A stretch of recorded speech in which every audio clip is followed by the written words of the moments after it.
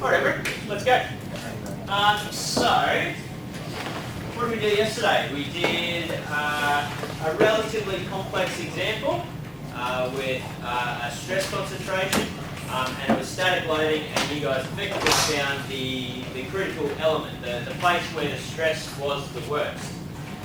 What we're going to do today, we're going to build on that just a little bit and talk about residual stress, which you may have heard a little bit about. I'll add to that, I guess. And then we'll start on static failure theory. So the static failure theory, effectively, the shaft you had yesterday, is it failing or is it not failing? What do we have? Do we have any feeling or engineering judgment on that shaft yesterday as to whether you think it would have failed or not? What's that dependent on? The material? So let's say it's a mild steel. What's the yield stress of mild steel? 200 meg, somewhere around there. Yeah. Ultimate's 300 to 400. So it's actually going to break at about 300, 350 megapascals. But at 200 megapascals, it's yield stress.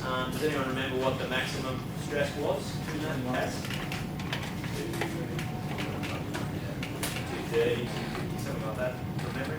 Yeah, so potentially that might be in the yield zone, but not in the fracture zone, all right? But we don't really know whether it's that maximum normal stress or whether it's the shear stress or what it is, and so I'll talk a little bit about that. But always refer back to your engineering judgment as well. Don't ever use these equations just as black boxes. Look at a problem, think about the problem, does it make sense? Apply the equations, does it still make sense? All right, you guys are now developing as actual practicing engineers, so you need to have that sort of the perspective on things.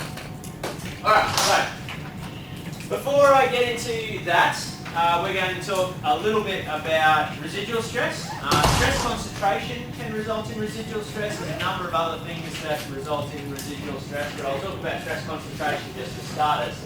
And the reason is that it's a really good example of where you might have an uneven stress profile throughout a cross section. Where else might we get an uneven stress profile?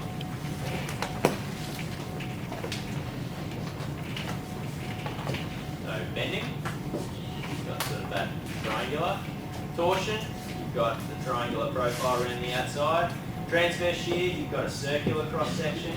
So really axial loading is the only one that doesn't have an uneven profile in terms of stress. And that profile is completely fine so long as you're under that yield stress zone. You can calculate stresses, you can calculate the maximum stress wherever. But as soon as part of this profile gets to yield and part of that profile isn't at yield, it becomes a problem.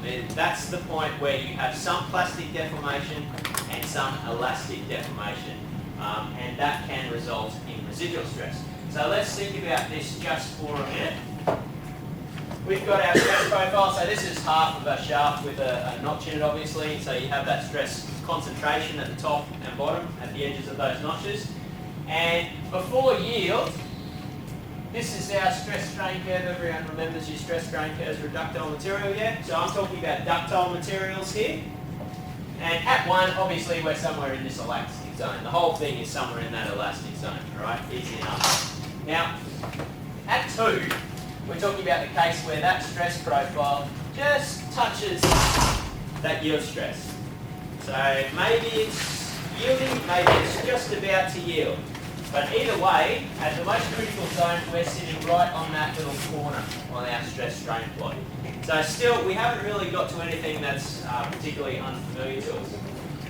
Now, once we get to 3, this stress profile changes, all right?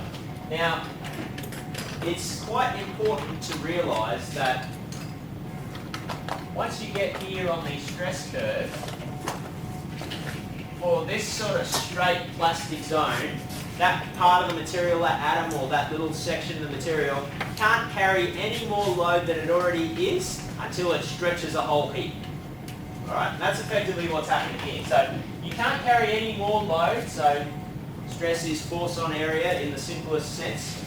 Alright, so area is not changing, force can't be changing if stress stays the same, but what can happen is you can elongate. So you can move along here, and the only time you can carry more force is when you get up here. Now, is it possible for the top and bottom of that shaft to stretch where the centre stays the same length? Can the top and bottom continue to stretch unevenly compared to the centre of that shaft?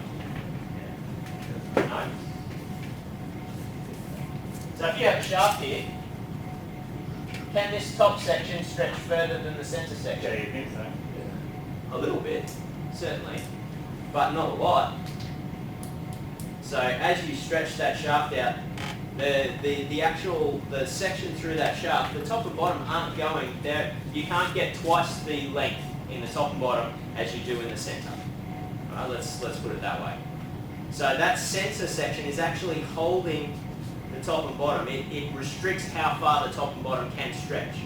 Alright? And so the only way that it can carry more load is to redistribute some of that load to the centre. Alright? So that's what's happening here. You hit here, you can't go any further here, so you're starting to redistribute load to the centre.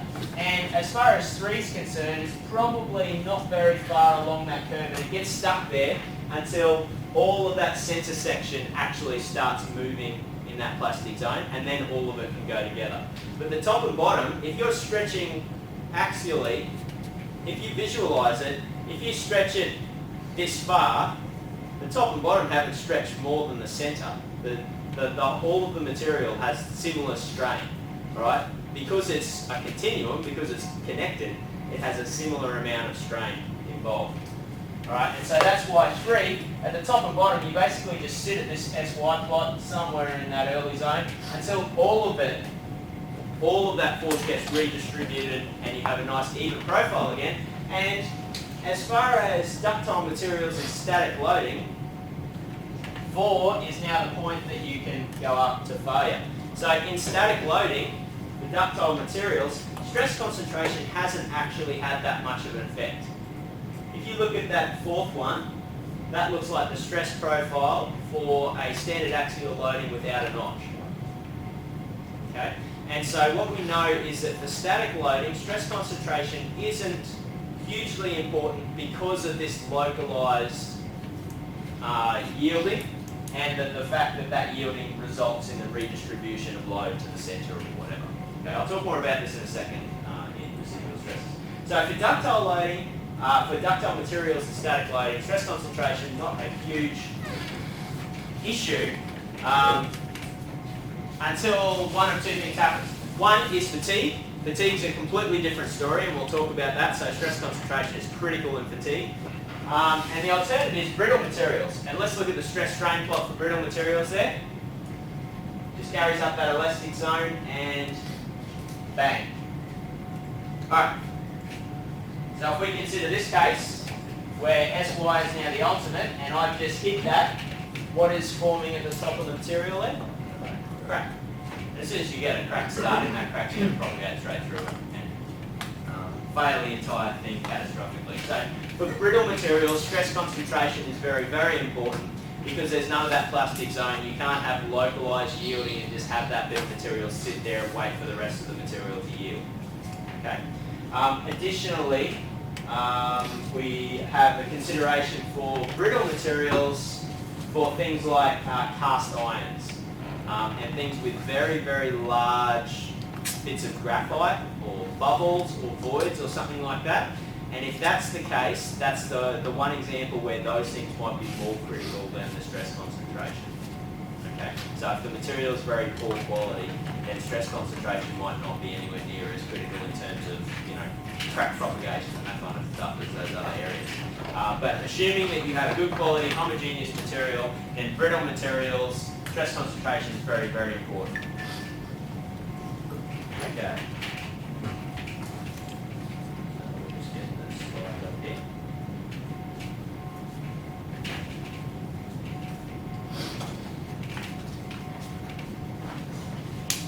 Okay, so that's when stress concentration is important in terms of failure, and that's just a small little, I suppose, preceding bit of information to residual stress. So the same sort of idea that we were talking about we can relate to residual stress. So the idea that you have localised yielding but not all of the cross-section yields, or maybe part of the cross-section yields and part of the cross-section doesn't. Right? So that localised yielding in a single load application is just that. It's yielding, it's some sort of a amount of stress. But once you take that force off and the stress goes away, that localised yielding doesn't go away, because we remember that plastic deformation or yielding of a material is permanent. It's permanent deformation. So if that doesn't go away, then you've changed the cross-section of the material, and so something might actually happen to the stress state and you might not get back to zero stress state, and that's what residual stress is. So if we use the same example here, actually I might use a simpler example just to start, and then we'll move on. So let's just assume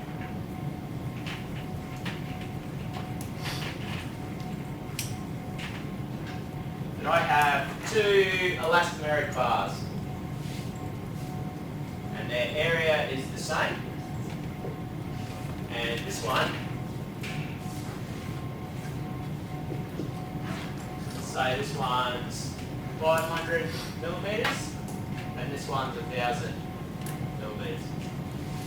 Alright, two elastomeric bars, and the area is such that I can stretch them. Alright. Now, that top one, the 500 millimeter bar, let's say that I stretch that out to 1,000 millimeters, so the same length. And for argument's sake, let's just say the area doesn't really change very much, not enough to really factor into this discussion. So I've stretched that to 1,000. It's got a lot of strain. Let's say it's all in the elastic zone. And now I glue that to this guy. So I've stretched it out to 1,000, I glue it to the 1,000 length. Remember that this has no deformation or force on it or anything. Okay? So now the top one's stretched out to double its length, the bottom one's the same, and I let go of it. What happens?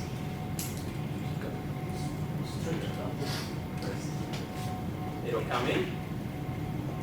Yeah, ideally, it will have some sort of reaction. So what's this part doing on this? Let's assume it doesn't curl up, which it probably wouldn't. So this bit wants to contract, right? So it's applying a compressive force on this.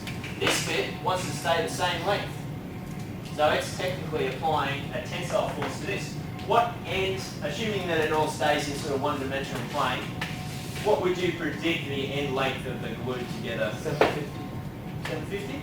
Yeah, that's a reasonable guess. They're the same area, they're both in the elastic zone.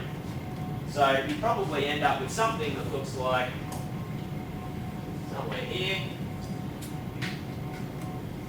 Sorry, you can't see that. That's basically just 750. And is the top bit in tension or compression? Sorry?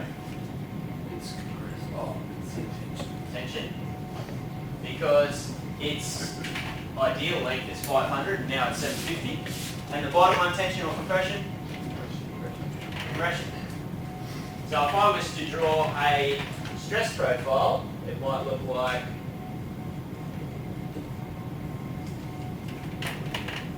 that. And the tension stress might be equal to the compression stress. Alright.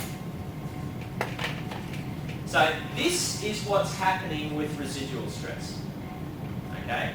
Now, I've used the example of two different length bars. But let's think about this for a second. In that section where we have plastic deformation, if that has some plastic deformation, its length, or the length it's going to return to, has actually increased. If you plastically deform something, it gets longer, and so its length, when you take all the force off, is longer than something that is only elastically deformed. So if we're talking about the, I want to go back to the previous.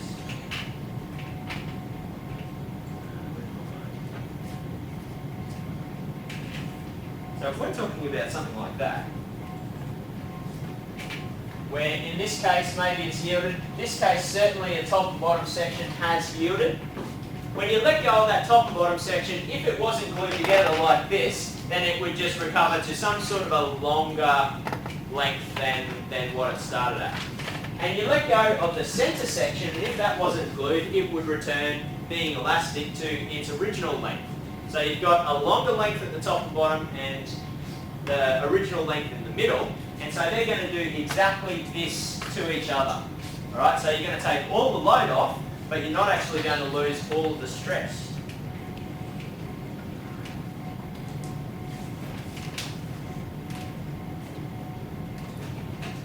Right, and so that's what we get with residual stress. So this is kind of like the 4 examples that I had on that plot 1, 2, 3 and 4. The first one, you apply some sort of a loading, and that's just before SY. And so this is what's taken off. The way we actually calculate this profile is to work out the purely elastic component of the load, assuming that SY doesn't exist anymore.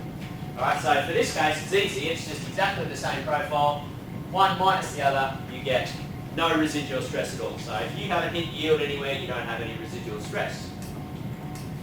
This is the example where just the top and bottom have exceeded yield. Now this dotted line, and this is from your textbook, so you can read up around it if you'd like to study a little bit further. This dotted line is as if SY doesn't exist. That's the stress profile, just as if SY is infinite. Alright?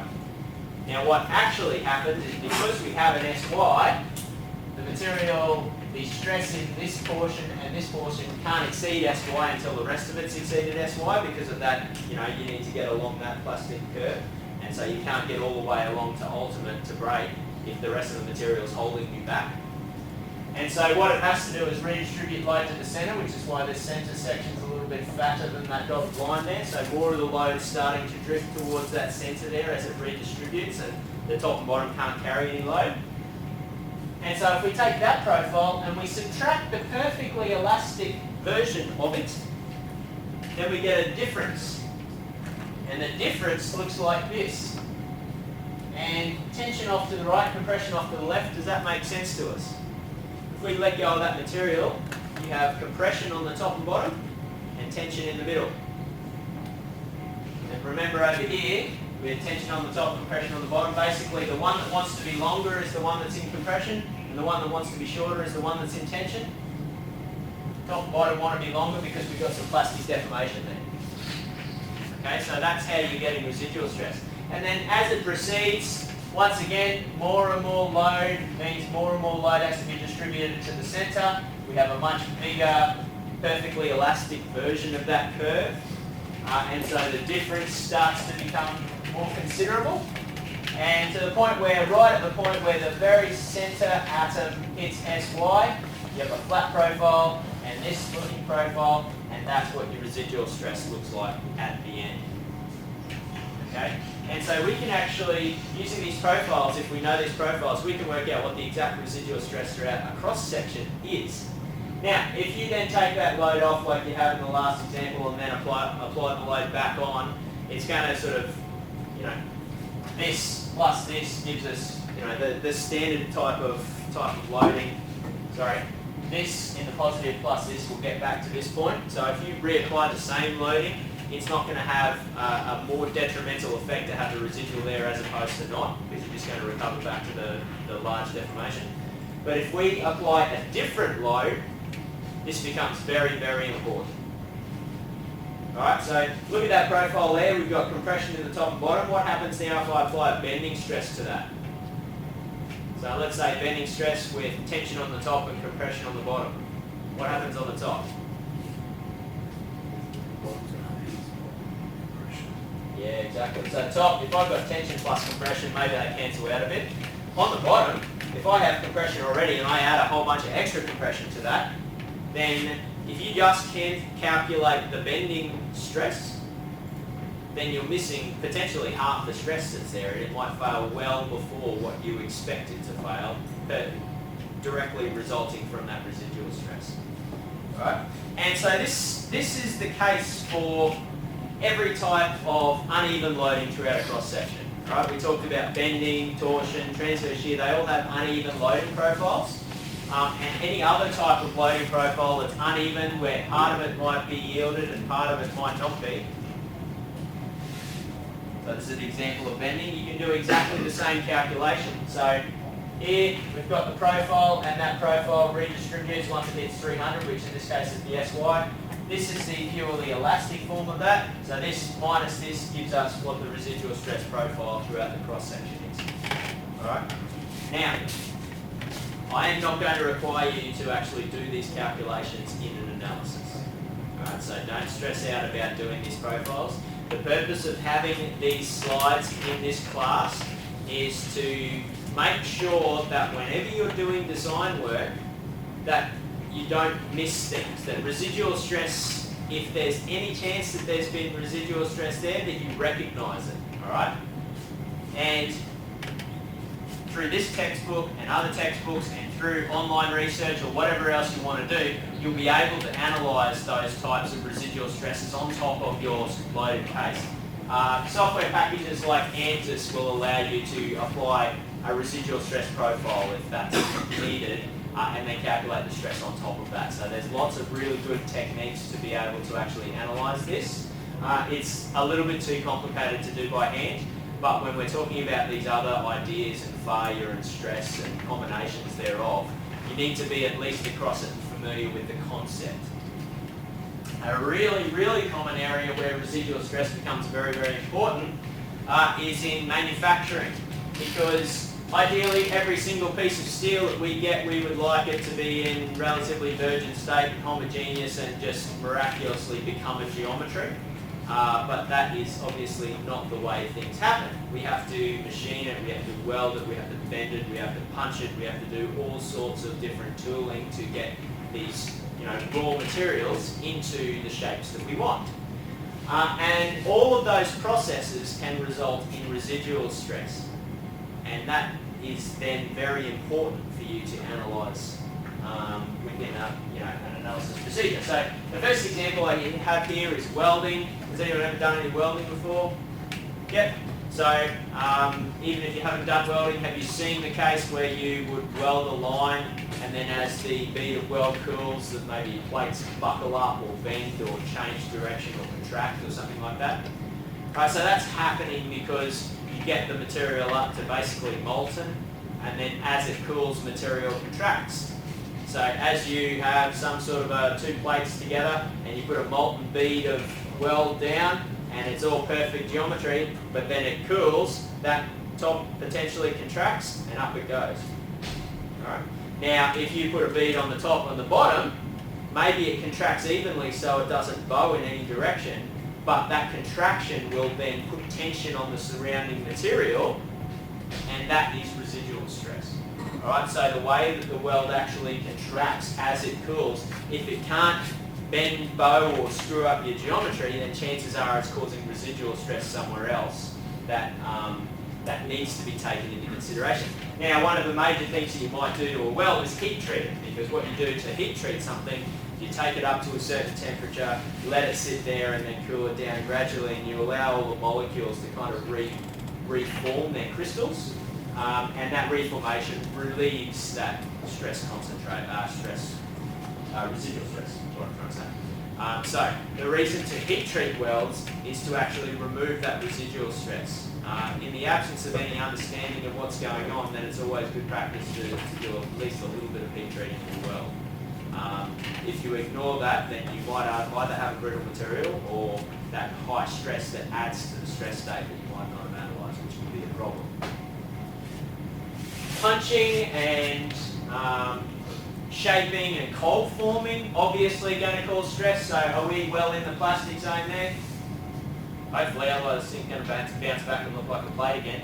So we've got plastic deformation going on there. That plastic deformation is exactly what we were talking about with residual stress and how that forms. It may be even throughout that cross-section. It's almost certainly not even throughout that cross-section. So you've got lots of plastic deformation there that if you are assuming that this is a nice homogeneous elastic material that we're analysing, you're doing it wrong. Okay? And unless you either take into consideration how far into that plastic zone you are in your calculations, or you heat treat it, then your analysis is going to be complete garbage. Alright, so this is kind of the caveat to all of the theoretical stuff we're doing in this class we're assuming for almost everything that's elastic and homogeneous and nice, this is a perfect example of where that assumption isn't valid. And either you've got to get the material to a point where the assumption's valid again, or you've got to account for that in your calculations. Okay? Alright, so, static failure theories. We will have some examples on this, and you can have a bit of a go, but I've obviously we'll talk a little bit about why. So, here's some broken stuff. So there's lots of different ways that stuff breaks. And so the way that these things fracture, rupture, or are considered as having failed is not necessarily just because a big crack's formed and the thing flew out a window. Alright? So that's, most of these are rupture. Most of these are catastrophic failure, rupture, cracks, things break off, and that's failure that we can all relate to. We can all recognise something that's completely screwed. Alright? And most of these examples are that, fractures and broken and little cracked teeth. So obviously that gear is still going to operate, but that crack is not going to stay a crack for long. Soon enough it's going to be a tooth falling off in your gearbox. And maybe it's as simple as now you have one less tooth, and maybe it's as bad as that tooth and then bounces around and takes all the rest of them with it. But rupture is something that we can relate to. Surface spalling and pitting is this, if you can see that. So that's the inner race of a bearing. So that's the sort of failure where you have rotating components and they might cause either wear. I think I haven't put wear there, but wear sort of adds to that. So you've either got wear as a mode of failure, or you have this kind of thing where you've got surface failure and flakes of material coming off and that kind of stuff. And if you have a precision bearing and you now have that kind of profile on the inner race, it's going to be really rough and causing lots of heat, noise, and taking a lot of your efficiency out of the system. So that's a form of failure. Excessive deflection. You might be in the perfectly elastic zone for a shaft, and if that shaft deflects by 2 mils in the wrong direction, guess what's going to happen? It's going to hit something.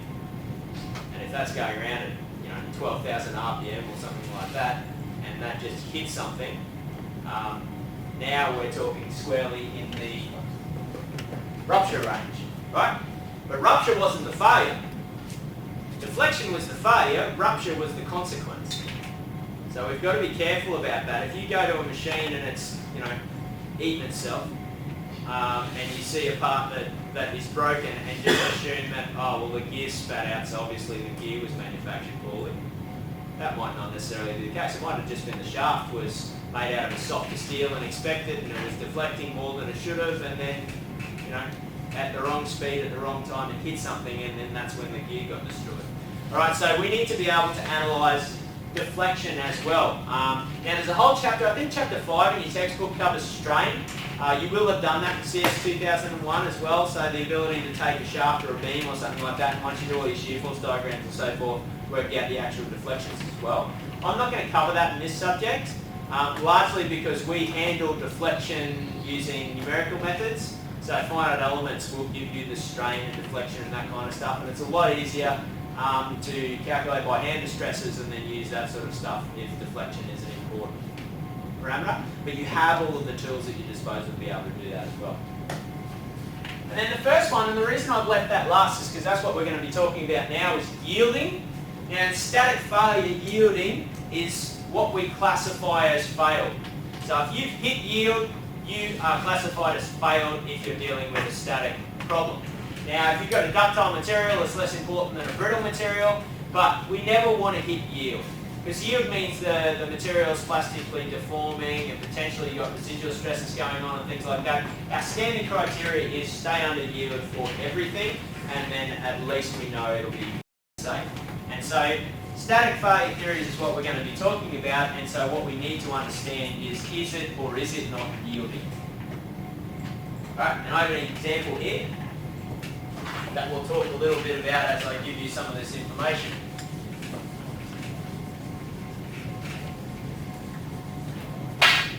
How do we measure yield? Experiments. Experiments? What sort of an experiment? A yield one. A yield one. That's it, so it's waiting to return to its original state. Yeah, so anyone else? If I had a bit of material and I had to tell the lab techs to do something, what would I tell them if I wanted to know yield? Properties. Sorry? Material properties. Yeah, so a material properties test, a dog bone test. Yeah, a tensile test. So the way that we measure yield in steel especially is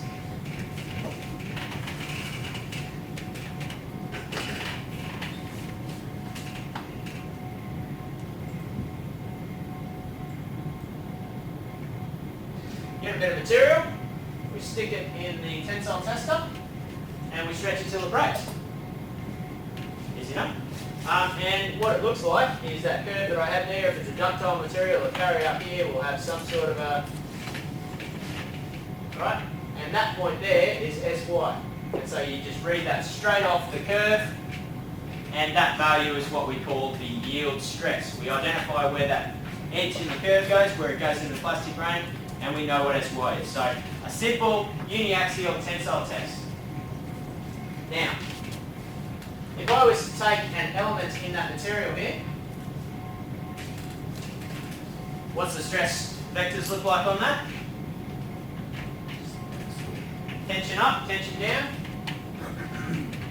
Anything else? Shear. Yeah, well, if I have it in the current configuration, we're not going to have any shear, but if I rotate it, I would. But this is your whole stress element for a uniaxial tensile test. Okay?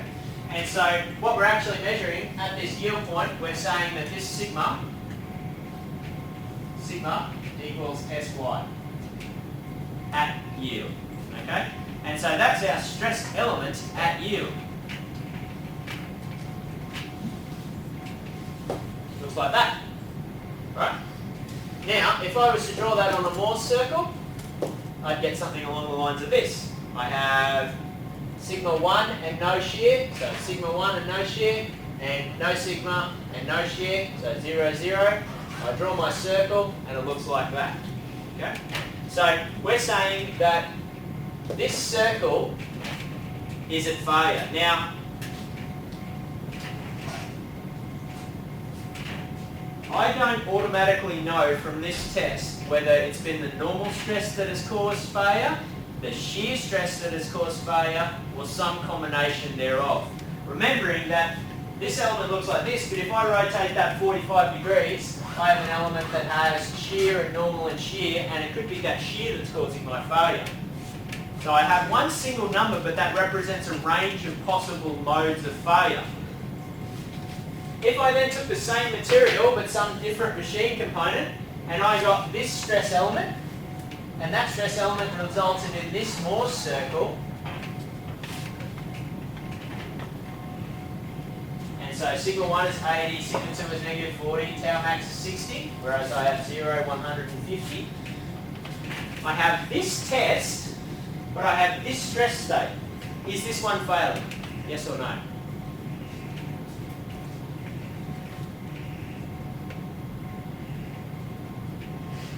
Do we know?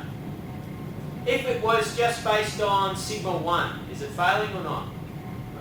No. Sigma 1 is less. If it was just based on tau max, is it failing? Yes. If it was some combination, we could probably work that out. But we don't know which mode of failure is actually characterising the failure in our material. So just automatically, just because we know sigma y, doesn't mean we know whether this is failed or not. And that's where these failure theories come into it. So the theory is what's causing failure. So I'll talk about, the first thing we talk about is maximum normal stress theory. The maximum normal stress is sigma 1. So maximum normal stress would say sigma 1 is less than sigma dot sy, so we're not failing, we're good. Alright? And then we get more complicated, you start combining shear stresses and things, and that's what we'll talk about. Okay? So, generally speaking, ductile materials fail due to shear stress. So that would be the top and bottom. So if this were a ductile material, will we expect that to be failed on the left-hand side? Shear stress, that more than, Yes, probably. So if it was a ductile material, we'd probably expect that to be failing. But we'll have a theory that will tell us that for sure.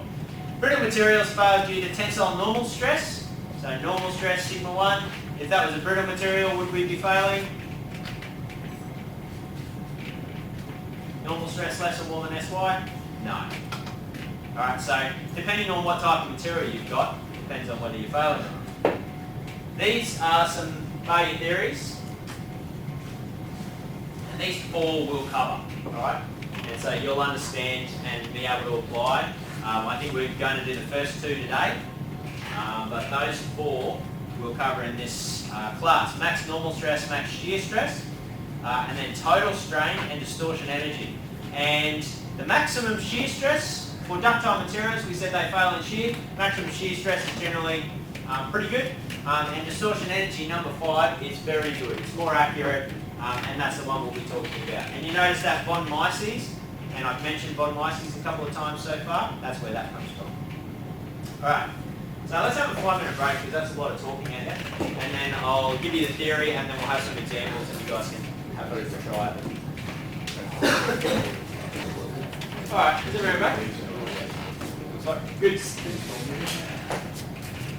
Okay, so we are going to talk about these theories. The first one is probably the easiest theory that you'll ever apply to anything ever. Maximum normal stress, as it suggests, is you just calculate whatever the maximum normal stress is and work out whether that's bigger than yield.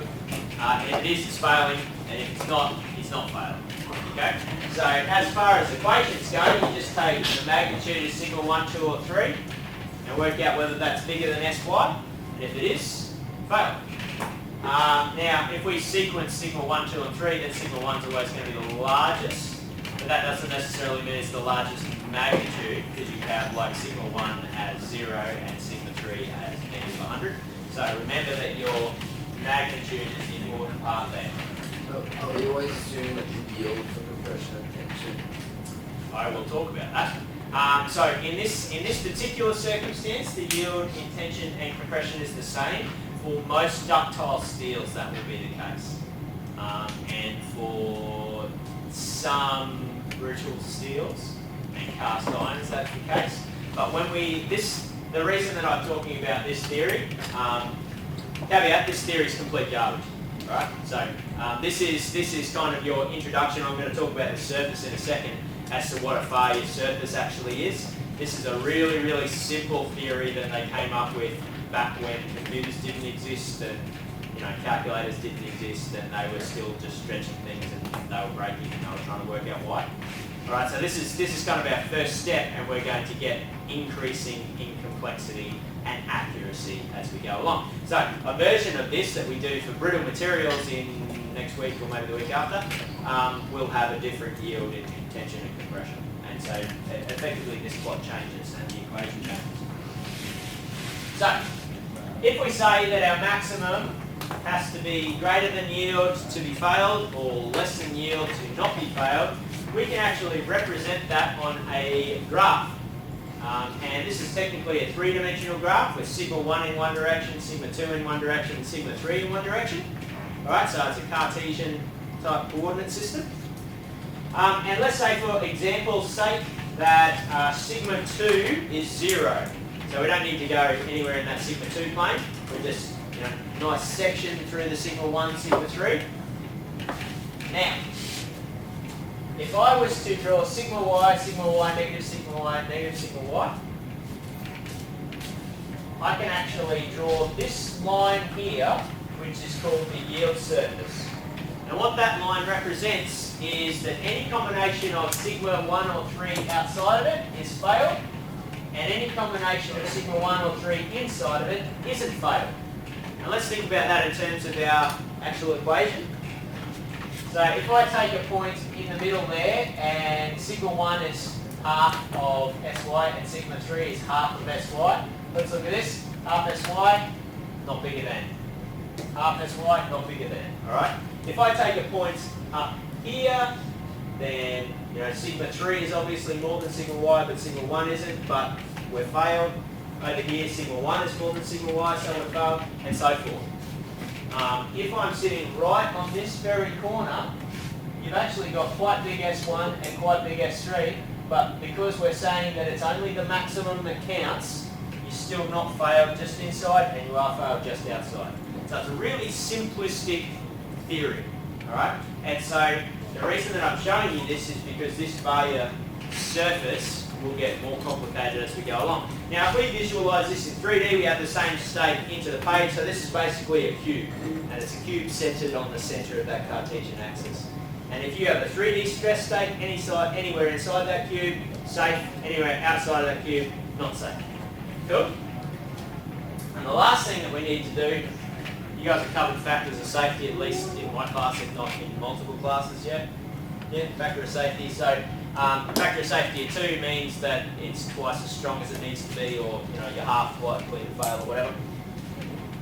This is the equation that we really use, because what we're interested in is factor of safety. How safe are we? A factor of safety of 1 is effectively on this curve.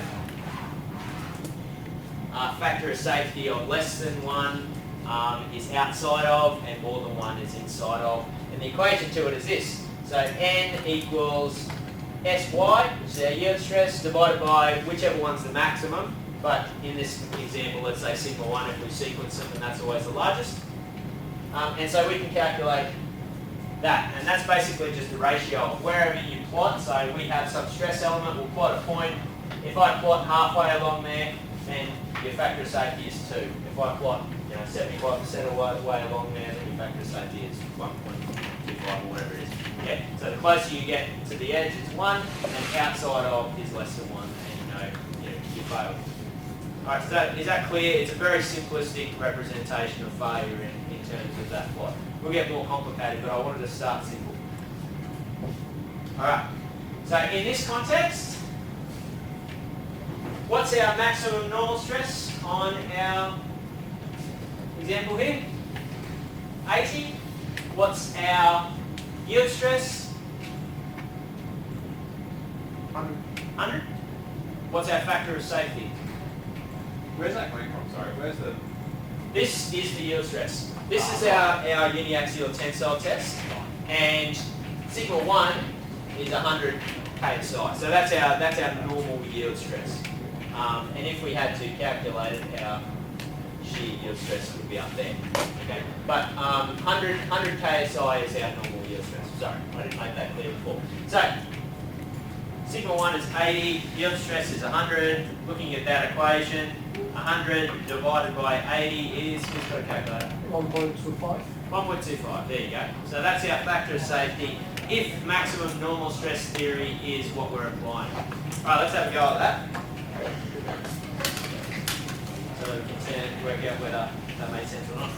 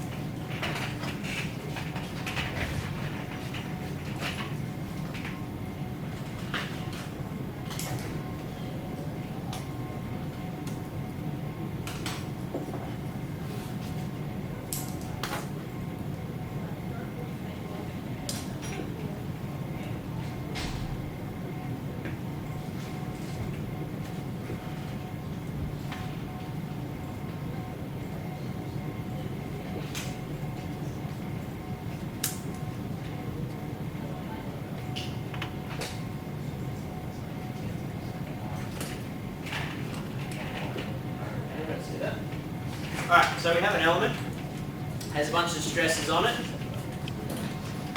I want you to draw my failure surface for the maximum normal stress area, which looks like that.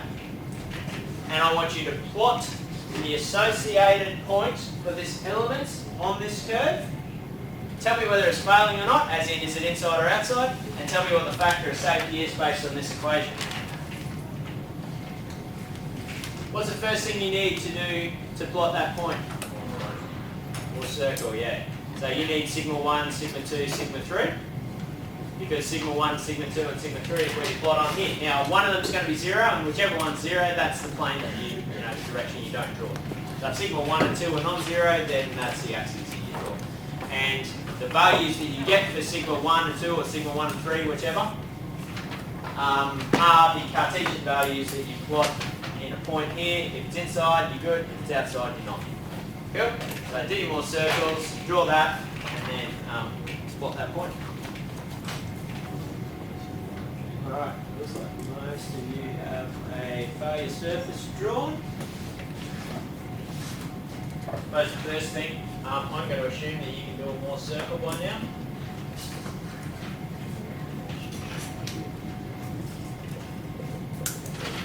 What are these values? Sigma 1? 103.5 what? Okay. Sigma 2? Sigma 3?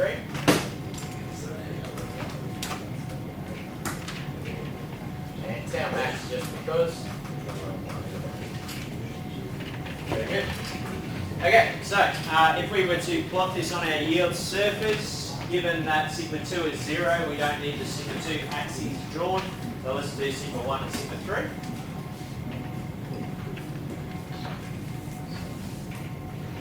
We draw this. The box goes at yield, which is 200 meg. Let's say sigma 3 megapascals. Oh, yeah.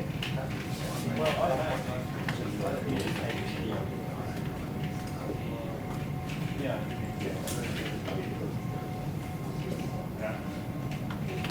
Right, so our yield surface intersects the axes at the yield stress of 200.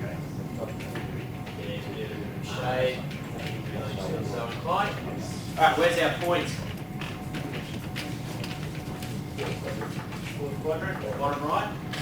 So sigma 1 axis is 103, which is just after halfway there. 103.5. And sigma 3 is negative 78, which gets us just before halfway.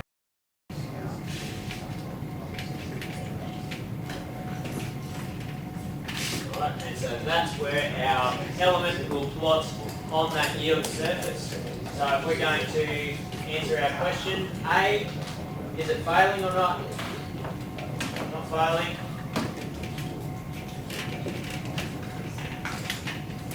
Let's say because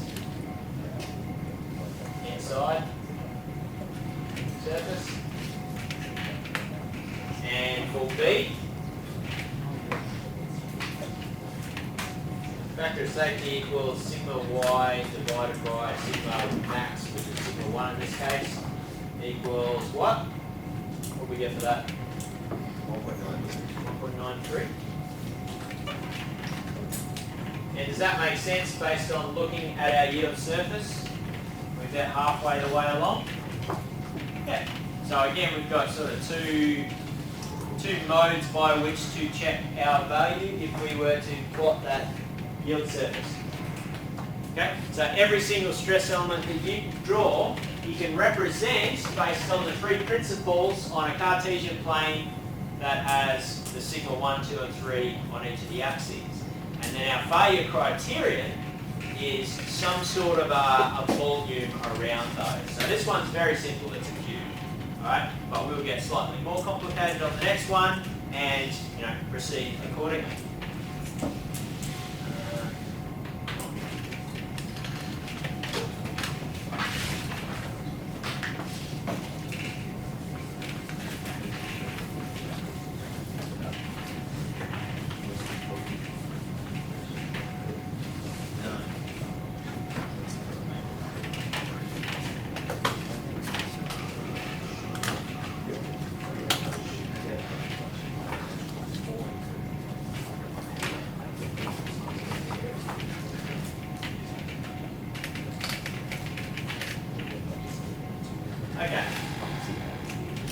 Alright, next problem. The next theory that we're going to talk about is the maximum shear stress theory. So the one that we just used assumes that failure caused due to normal mechanisms. So it's the normal force, the normal stress that causes things to fail. If that's the case, then that theory is applicable, and we don't really care about shear stress. Shear stress can be high, shear stress can be low, but so long as the maximum normal stress is within yield, we're okay. The maximum shear stress theory, remembering the ductile material I said failed due to shear, uses that shear stress as our major criterion. It uses shear stress as the yield stress, it uses shear as the criterion for whether it's failed or not. Now, if we go back to that image that I showed you of our dog bone test, remember that's what our, let's say our principal element looks like. That's what our applied stress element looks like. And if we're now interested in shear, we need to rotate that element 45 degrees around to get to this element there. So on our Morse circle, obviously that's our principal element there. We're going to rotate around 90 degrees on the Morse circle, which gives us 45 degrees on the element, and that gives us our maximum shear.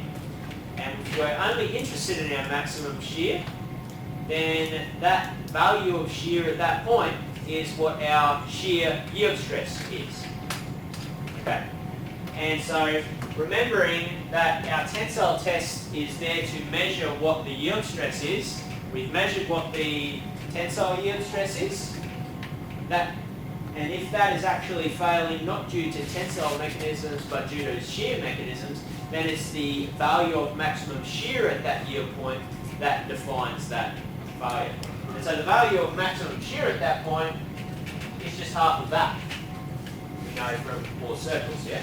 So it's very easy to work out that half of the value that we measure normally is going to be our value of shear stress. And so that's what I've written over here, that SYS, so the yield shear stress, is just equal to SY, which is what we measure on that dog bone test, divided by 2. And that comes straight from the Morse circle, so it's no more complicated than that.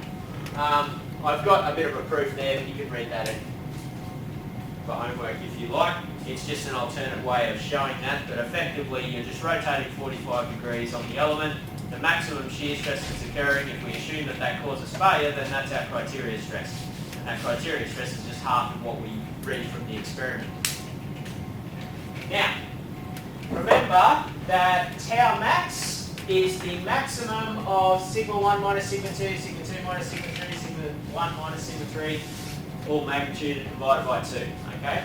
So whichever our maximum shear stress for an element is, it's based on all of those normal stress or principal stresses still.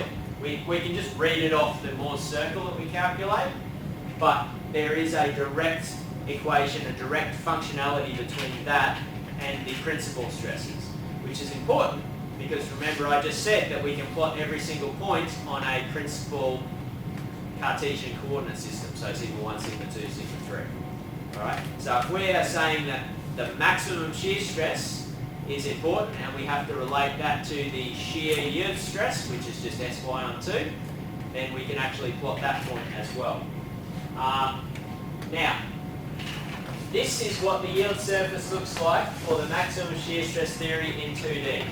And I'll talk about that in a second. Our factor of safety has an identical equation, except in this case, instead of using SY and sigma 1, we use SYS and tau max. And if we know the yield stress, which is always, if it's the yield stress, that's the tensile yield stress, SYS is just that divided by 2. Okay? So our factor of safety is this, and this curve is actually the line, or the iso line, at the point where n equals 1 for this circumstance. Okay? And the way that we can actually prove that to ourselves is the table that I've drawn over there on the right. So I'll take a couple of little examples of points, and hopefully you start to understand the way that this works. So let's look at point 1. So I plot SY, SY, SY, and SY. Remember we had a box around this before. now we've got these diagonal lines. At point 1, sigma 1 equals 0, sigma 2 equals 0, and sigma 3 equals sy, right? And so in these columns I've got my 3 options for what the maximum shear might be. We just have to choose the largest one as being the maximum, right? So 1 minus 2 is 0, 2 minus 3 divided by 2 is sy12, and 1 minus 3 divided by 2 is sy12. So they're equal sy12. Remember, that is the equation for sys. Okay, so we have hit our maximum shear is equal to our yield shear stress. So factor of safety of 1. Sys is just sy12, maximum shear, it equals 1. Is everyone okay with that point being on the yield surface? So the yield surface is factor of safety 1, right? Cool. Alright, take a second example. 2. Sigma 1 equals sy, sigma 2 is still 0, sigma 3 equals sy. And let's do the equation. 1 minus 2 is sy12, 2 minus 3 is sy12, and that one's 0. Once again, our maximum is sy12, and so our maximum shear stress compared to our maximum, so that's our maximum shear stress, sorry, that value is our maximum shear stress, and our yield stress is still sy12, so sy12 and sy12 is 1. Okay, so what I'm calculating in these 3 columns here is the maximum shear stress. We know what the shear yield stress is, and if these always line up, if the maximum one of these always hits 1, then we know that we've got a point on our yield surface. So we could go outside of that yield surface and plot it and realise that we have a point outside the surface by doing the same test. You can assume that 3 is a point, or believe me, or read it. 4 is the one that we're most interested in, right? 4 is the difference. Alright, so for that 4 point, sigma 1 is sy12, and sigma 3 is negative sy12. So if you take those 2 values and plug them into each of these equations, you see sy14, sy14, but this last one is sy12. And so sy12 is our yield stress, so the factor of safety is 1, and that proves that that point at the diagonal here has to be on the curve. Now if we chose a value, let's say we chose a value down here in the bottom corner where our maximum normal stress is. So for that case, sigma 1, sigma 2, sigma 3, sigma 1 minus sigma 2 on 2, sigma 2 minus sigma 3 on 2, and I'm going to write over sigma 1 minus sigma 3 on 2. Let's calculate that and just prove that this value is outside of our yield surface, which we know it to be. Alright, sigma 1 at that point is sy, sigma 2 at that point is 0, sigma 3 at that point is sy. 1 minus 2 on 2 is sy on 2. 2 minus 3 on 2 is sy on 2. And 1, sorry, that's a minus sy. 1 minus minus sy is 2sy on 2 is sy. Yeah, so our maximum shear stress is sy, and our shear yield is sy on 2. So our shear stress is twice the size of the actual yield. So our factor of safety is 0.5. So tau max equals sy. Sys equals sy on 2, therefore n equals sy on 2 on sy equals 0.5. Yeah? So a point down here is obviously outside of it, that point is on it, and that's how we can define. Now, obviously, you don't just pick points out of space and calculate this. You could pick Cartesian values throughout the entire thing and do exactly this calculation and then build an iso surface. And that iso surface on the one, you'll have more than one inside it, less than one outside of it to create that surface. It just so happens that they're straight lines for this exact plot. Okay, so if you're interested and you still don't really understand how this works, open up an Excel spreadsheet, and I guarantee you, if you do that table for, lots of potential points, you'll get more than one inside and less than one outside, and you'll get that exact shape. Okay? So Excel will tell you exactly this using, the knowledge that we have of shear stress. Okay? So that's just a little example of how we calculate the actual yield surface for a slightly more complicated criterion. Alright, now, if I was talking into the third plane, and this is going to be something a little bit more complicated than we're going to deal with in today's class, this is actually, rather than, this doesn't enclose that shape, this continues on as, I believe, a hexagon in 3D space. Okay, but I'll talk about that when we talk about 3D stress a little bit later. So let's just assume that we're in 2D space for calculating this. And I'll give you an example. Now the example here,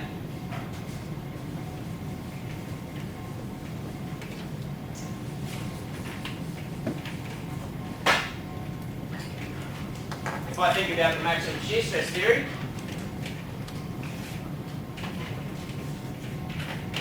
from the right, SYS is just equal to SY on 2 is just equal to 50 megapascals or PSI, what are we going to be? KSI. KSI. Okay, so we have SY as 100, SYS is 50, which we can either get by dividing by 2 or looking at the Moore circle or whatever.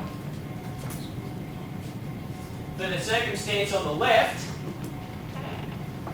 tau max, that we can read straight off that plot, equals 60 KSI, or you can do the sigma 1, sigma 2, sigma 3 equations and calculate the maximum. It's exactly the same thing. All you're doing is just picking this minus this divided by 2 is this. Yeah? So the physical interpretation of those 3 equations is just the height of these 3 circles. This one, and this one, and whichever is the maximum shear stress. N equals SYS on tau max equals 50 divided by 60. What's our factor of safety? Someone with a calculator? Sorry? 5/6. Yeah, let's go right. 0.8. 0.8 what? 3. 3. There you go. Failing or not failing? Failing. And we know that, obviously, because our applied 60 is more than our yield 50, which is what we said right at the very beginning of this whole section of the lecture. But now we have an equation that actually says that. And once again, you could just as easily just look at the Moore circle and do it. That's the 2 values that you're looking at, SYS and tau max. But that yield surface will feed into a little bit more complicated stuff that we'll talk about later. Alright, let's have an example on that. If you get that done quick, we'll be done for the day.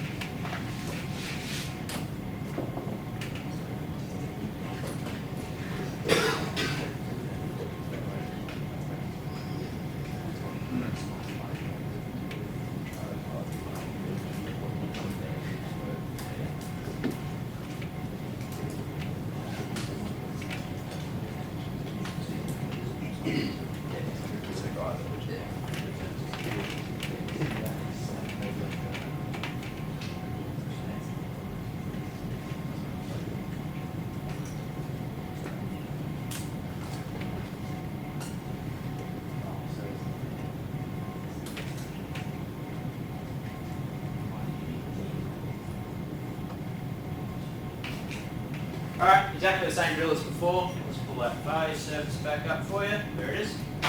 So, take that element, get its principles as quick as you can, plot a point on the failure criterion, tell me whether it's failing or not.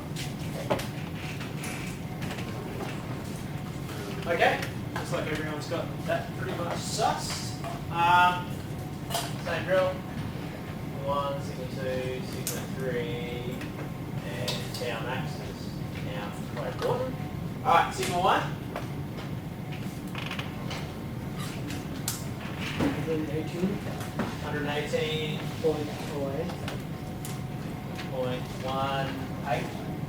What? Oh wait. Units? Megapascal. Guys, I'm going to be kind of pedantic about you guys singing out units as well, because without units, a number is largely meaningless. So from now on, every single number that you write down and every single number that you sing out, stick the units on it, because it's really, really important, because if you leave that off, I don't know whether that's a metre, a pascal, a megapascal, a gigapascal, and you need to start having that attention to detail. You need to start going through those motions. Every single time you think of a number, you have the units associated with it, because that gives it the context that it needs. Right? I now know that that's a stress, and I know the magnitude of it, etc. Cool? Alright, sigma 2, 0 megapascal. Sigma 3, Minus 88.08 megapascals. 88 point what? 08. 18 megapascals. And tau max? 103.08. 103.08 megapascals. It's hard to do, but you know, it's important, guys. It really is. It's one of those things that if you don't have the units on an actual drawing or an actual analysis, or you mix them up between two steps, then it's the difference between having a completely safe design and killing someone. So from here on, try and be pedantic about units. Alright, so we've got to draw this thing. 3.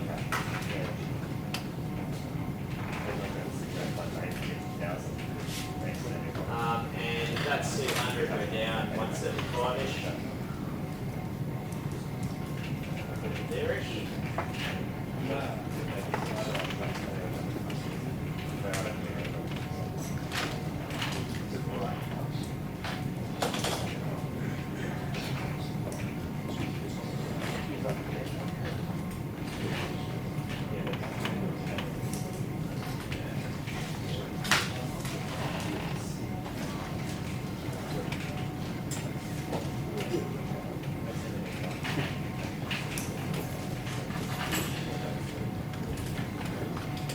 Alright, yield surface looks like that.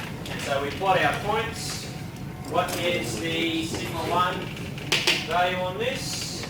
118, so that's somewhere in the, I don't remember very well, but somewhere there-ish. And sigma 3 is -88, so there-ish. So depending on how accurately you've drawn this, say stress, you might be on the line, just inside the line, or just out of the line. If you've done a really accurate drawing, then it'll be outside of the line. But if you've done kind of a really quick and dirty one, then you know that you're going to be borderline and that you need more information to actually make a decision. So B, I can say, because I've done it, that yes, the element is failing.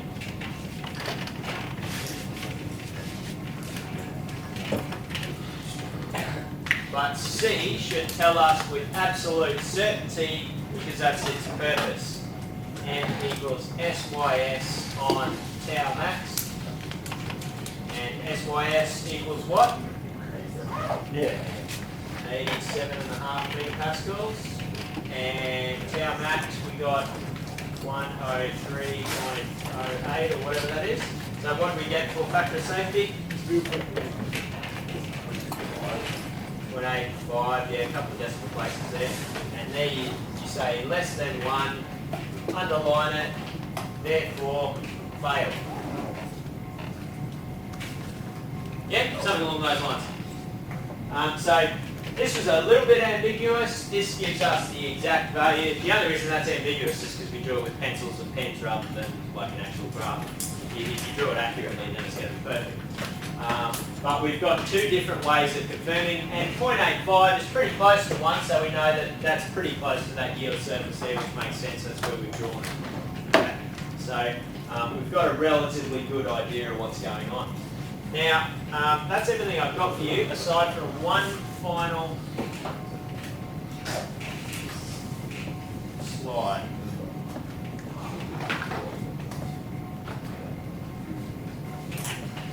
So when I return to my office, I will upload the PDF with all of these examples. The last example, say writing it down and having you copy it down, will be on the last page of that PDF, so that'll be there as soon as I get to my office.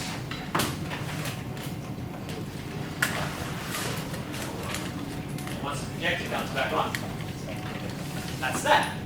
Okay? Really, really simple example that looks like every other very, very simple example you've done. You've got a beam with a load, some dimensions. And it says it's made from ductile steel with an SY of 200 megapascals. And given the loading, what is the factor of safety based on the maximum shear stress theory? So what's our procedure? What do we do first? Three-body diagram, without even thinking. What do we do next? Shear force, bending moment, excellent. Alright, so that should tell us where in the length our critical stress element is. We look at it and we probably make an assumption about bending stress, being more critical. So that gives us a couple of places we can analyse. Let's say tension on the top, at the wall, and we draw a stress element. Calculate our values for that, and then you're straight back to what you've just done. Okay? So it is no more complicated than everything you've done so far, other than adding an extra step, and that extra step might be as simple as saying n equals SYS divided by tau max. N equals whatever. Yeah? So these failure theories, whilst you need to understand what they mean, the actual mathematical implementation of them is a tiny little simple equation. Okay? But have a go at that for homework, because it'll actually put it all into context for you and start you working through this. Thanks, guys.